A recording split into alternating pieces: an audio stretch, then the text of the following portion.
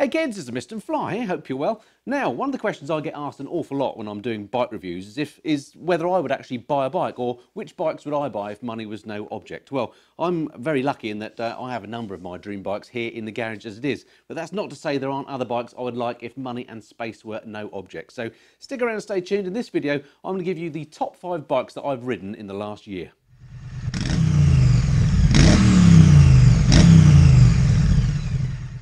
So if you've been watching my channel for any length of time, you know that I've been very lucky in that I've ridden an awful lot of bikes over the last year, 18 months. Something like 90 different bikes, actually, new bikes that I've ridden.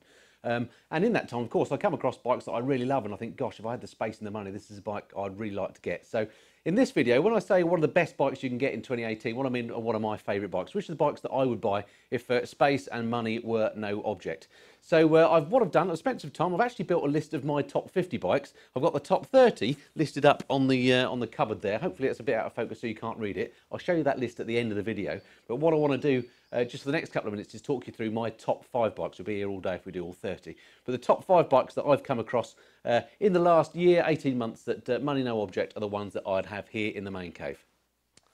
So attempted to come up with the top 5 favourite anything is always going to be a bit controversial. So I'd love to hear your comments at the end of this video as to whether you think I've got it about right or whether you think I've got it bang wrong. But let's go to number 5 on my list then of my favourite bikes that I've ridden in the last couple of years. Number 5 on my list is the absolutely incredible and awesome KTM Super Duke R. I absolutely love this bike. I was lucky enough to have it for a couple of weeks last summer, rode the pants off it, got to know the bike, got reviews on the channel if you haven't seen them, including long-term reviews as well, where I go through the pros and cons of the bike. But the abiding memories I have of that bike is just what an unbelievably performant machine it was. It's the only bike I've ridden where I've dared try out wheelie control, which I had limited success with, it has to be said.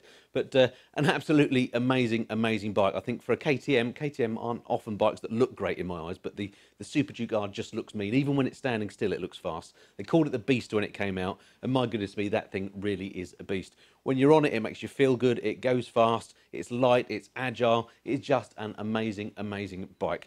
I really, really love it. Now, although it's at number 5 on the list, please don't think that means it's my, not one of my favourites. It absolutely is. To get on the list, to get in the top 30 is pretty good going, given I've ridden, as I say, 90, almost 100 bikes in the last couple of years. So the fact that the Super Duke R is at number 5 is an amazing accolade to my mind. An absolutely brilliant, brilliant bike. It looks great, it goes well. Absolutely stonking machine. If I had space here in the man cave and unlimited funds, I'd definitely have a Super Duke R in here as well. So to number 4 on my list then of my top bikes that I've ridden in the last year or so. And number 4 on the list is the absolutely amazing Yamaha MT10 SP. What a stonking bike this was. Now, I've only actually ridden this as a test ride from a dealer. I've never been able to borrow one long term, which is a shame. And I'd love to, because it is just an amazing, amazing bike.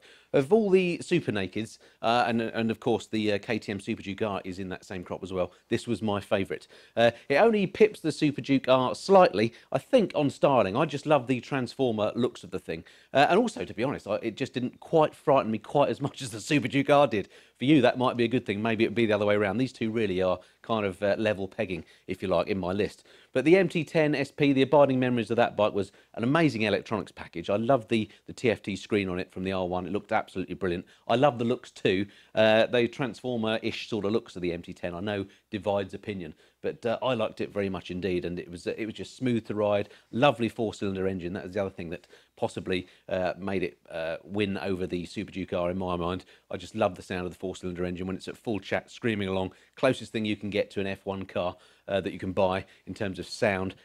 Unbelievably lovely, lovely bike. Again, money no object. I'd definitely have one of those here in the man cave. Great, great bike. So yeah, so there we go. That's number 4 on the list, the Yamaha MT10 SP. If you've not had a chance to ride one, get out, give one a go.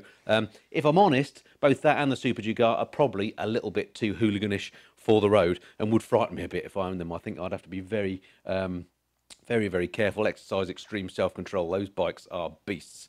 Anyway, so that's number 4 on the list. So, to number 3 on the list is is a bike actually that I rode quite recently, and this may not come as a surprise if you've been watching the channel recently. Number 3 on my list is the Kawasaki Z900 RS, what a beautiful bike. This is the only retro in my top 5 list.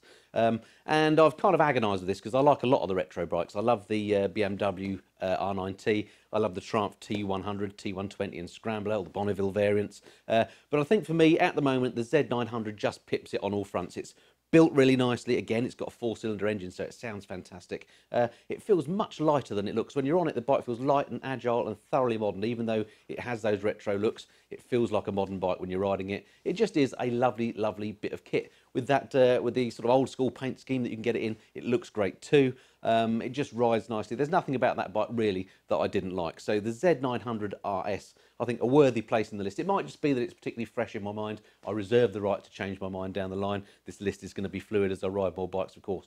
But at the moment, number 3 on my list, the amazing Kawasaki Z900 RS. Again, if you're in the market for a retro style bike and you've not had a chance to have a go on one of these, do check it out. I think you're going to be impressed. I think Triumph need to watch very carefully now. They've been, if you like, kind of had that part of the segment, you know, the retro segment absolutely wrapped up, haven't they, with the Bonnevilles over the last few years, where they've been knocking out model after model that's been an absolute winner. I've loved them all. But suddenly Kawasaki come along, Z900 RS, and it's just a beautiful bike. So yeah, one to check out if you're in the market for the retro bikes. Okay, so, I feel a bit dizzy now. Number 2 on the list won't come, again, perhaps as any surprise to you. Number 2 on the list is the Ducati Panigale, and this is any variant. The Panigale has been with us now for, probably about 3-4 years at least, in all sorts of shapes and sizes. It came originally as the 1199. When that bike came out and I first saw it, I thought that is the most beautiful bike I've ever seen. But the reviews at the time said the bike was quite hairy to ride.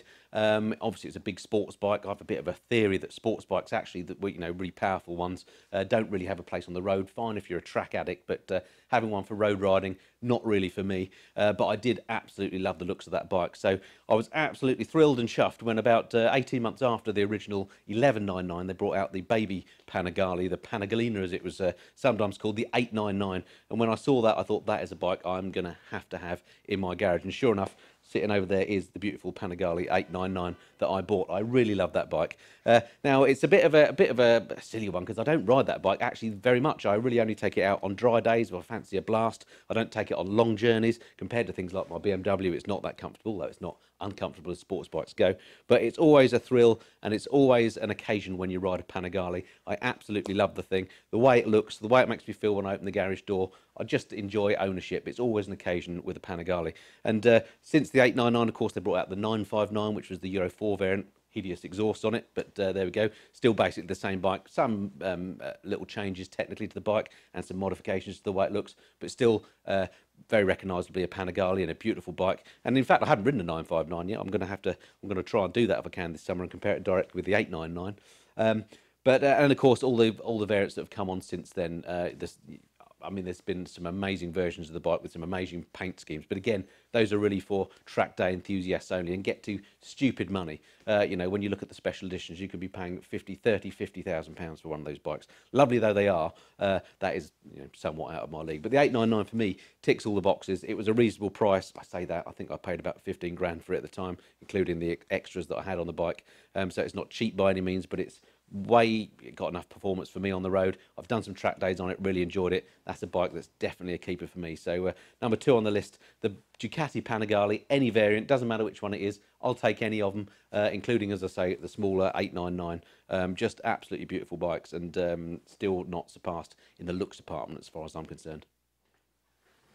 So to number 1 on my list of the top 5 bikes that I've ridden over the last couple of years. So you can cue the drum roll for this one, because number 1 on my list, again, no surprise to regular viewers, is this, the BMW R1200 GS. If I could only have one bike, it would be a GS. Might not necessarily be this one. This is I bought this 5 years ago. This was at the time the bike that I wanted, of course. It's the R1200 GSTE, as they're called here in Europe. And it comes with all sorts of extras on the bike in the TE spec. So, you know, things like the, I can't actually remember what it comes with now, but the electronic suspension, heated grips, all that kind of stuff is on there. The bike has been developed quite a bit since then. And earlier this year, I was lucky enough to ride the current BMW R1200 GS Adventure. And that is just a beautiful, beautiful bike. They've made some big improvements on the bike since I bought this one. It's got a smoother gearbox. It's got now the amazing TFT screen. Not that that's a deal breaker for me in any way. I'm I'm not too sure whether I'm into TFT screens or not yet. But there's no doubt the BMW R1200 GS, the current model, is an absolutely beautiful bike. As I say, if I could only have one bike in the garage, then it would be the GS. The reason is not because it's exciting and it gives me a thrill to look at, particularly when I open the garage door, but it just does so much so well. If you want to have fun on it, you can. There's no lack of power on the bike. It sounds good. If you want to carry stuff and go touring on it, you can. If you want to go down the shops, you can. You just want to ride out around the lanes on a Sunday, you can. It is a brilliant do-it-all bike. It's the best one I've found so far for that. Even if I can have other bikes in the garage, as I can, luckily for me, I still want a GS in here because this is my day-to-day workhorse. Absolutely stonking bike. If I was buying one now, which would I get? Probably the GS Adventure. Possibly the Rally. I just love that paint scheme on the Rally. And then, of course, on the GS Adventure, there's a version that looks a bit like the Rally, so maybe I'll go for that. Only downside with them, very, very expensive bikes. This one, in fact, when I bought it, I added up all the extras that I had because I got luggage and everything else. This one, 4 years ago, cost me £18,000, which to my mind is an absolutely nuts amount of money for a motorcycle. So for me, I'm going to be keeping this for a long time. I've since thrown a lot more extras at it. This bike is completely spec'd as I want it. I love it. I shall be keeping this for a long time. This and the Ducati are going nowhere out of my garage. So that's number one on my list. The BMW R1200 GS, all variants of the current bike. You just cannot go wrong with them. I know they're seen as an old man's bike. I know lots of people hate them because you see them everywhere, but they're popular for a reason. They're just really, really good bikes. Okay, there we have it. That's my top 5 motorcycles from the last sort of 18 months or so. It's a list that I'm going to keep updating as new bikes come out and I ride them. I will, as I say, change the list as I see fit. So maybe we'll do another little video like this a year down the line or something and see how that's going. So be very interested to see if you agree or disagree with my top 5. I'm sure it'll be a contentious subject. So do let me know in the comments down below. Now, before I sign off, I did say I'd let you see the list I've got on the wall of the top 30 bikes. So let me just shift the camera. I'll give you a quick rundown of the top 30 bikes. I won't go through any detail, but just show you the ones that have really grabbed me in some way, as I say, over the last 18 months or so. Ooh, ooh. Oh, blimey, the things I do for this video game. Right, here we are. Cool, I hope this is worth it.